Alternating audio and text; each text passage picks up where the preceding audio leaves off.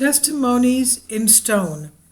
They speak about the planets inhabited by ancient Greeks, the planet, our planet Earth, that is. This is the ancient Greek theater of Epidaurus, and this is where you can stand in the middle and you can whisper and they can hear you all the way up there on the top, as you can hear at the 6 o'clock position. That's the top of the rim of the theater. If you just whisper down there, you can hear it if you're at the top. And that's when you go and visit those theaters. That's what everybody does. Somebody from the group goes down there, keeps down there, whispers something, and the people on the top can hear it. They recently found an ancient Greek theater in Peru. So that means that the only ones that were building theaters, of course, all over the world were Greeks. They also had found Greek theaters, ancient Greek theaters in China, in excellent condition. This is a picture of one such ancient Greek theater found all the way in China. And we know that one area is called Yunnan. Yunnan meaning, that's what the Turks call Greece today. They call Greece Yunnan, from Ionan, meaning Ionia. And this is another picture of that Chinese ancient Greek theater, as you can see, in excellent condition. It looks a lot like the Epidaurus theater. So this is evidence in stone, even though you don't find information like this in encyclopedias or in history books. Greeks knew how to build such theaters. They're all found all over the place. They're found in North America, South America, Africa, India, China.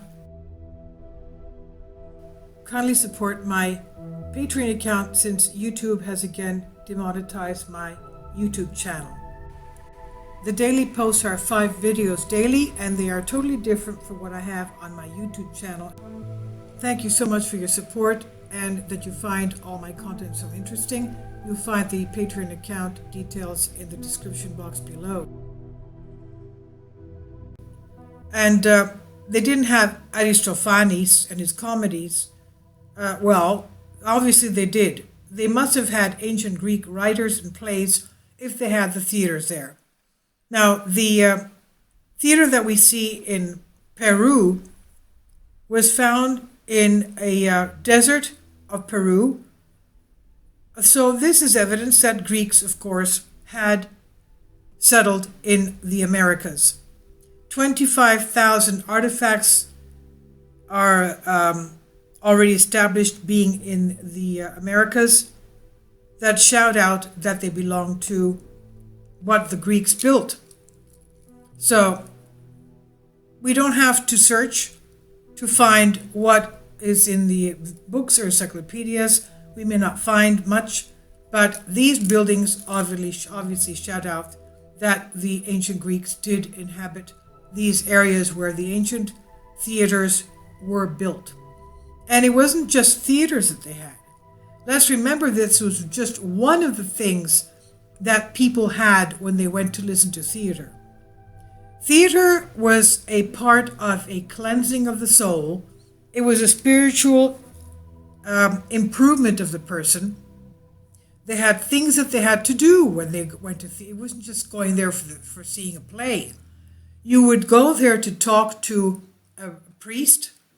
You would go to talk about to confess what was weighing on your soul, any fears you had, any problems you had in your life, like a cleansing of the soul.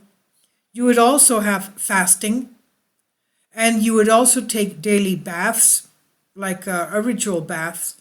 It was relaxing, but it was also cleansing, a way of cleansing yourself. Cleanliness is next to godliness, as we say. And then you would listen to music.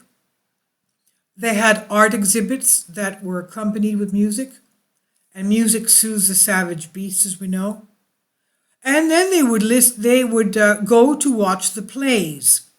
The plays were specifically written, comedies and tragedies. First, they would watch a tragedy. They would not leave until they saw the second play, which was always a comedy.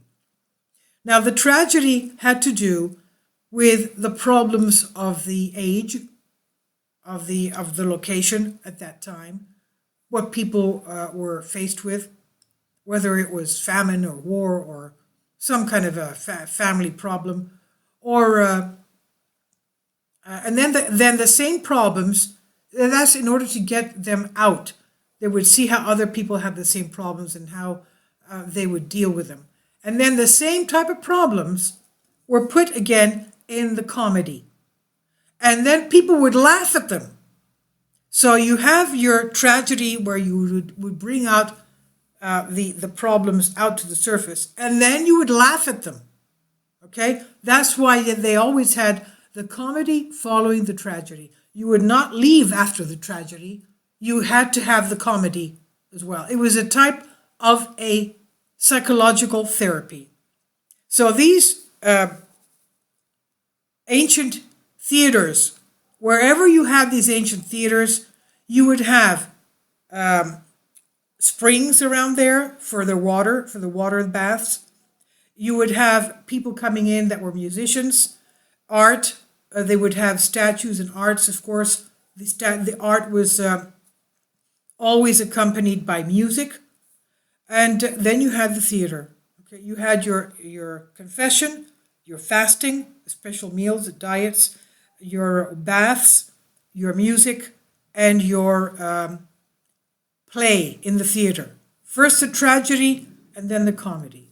So wherever you had these theaters all over the world that were found, whether in Africa, North America, South America, in Peru, this case, China, India, Arabia, Turkey, all throughout all of Europe, that's what was accomplished. It wasn't just a theater, it was everything else that went with it. Confession, fasting, bathing, getting out all your problems, and a lot of healing took place as well. A lot of healing took place because of these. A lot of problems were affecting the people's health because it was sort of getting back to their lowering their immune system type of thing. So anyway, this is something fascinating that they found an ancient Greek theater in the desert of Peru. Please leave your comments and thank you for your support.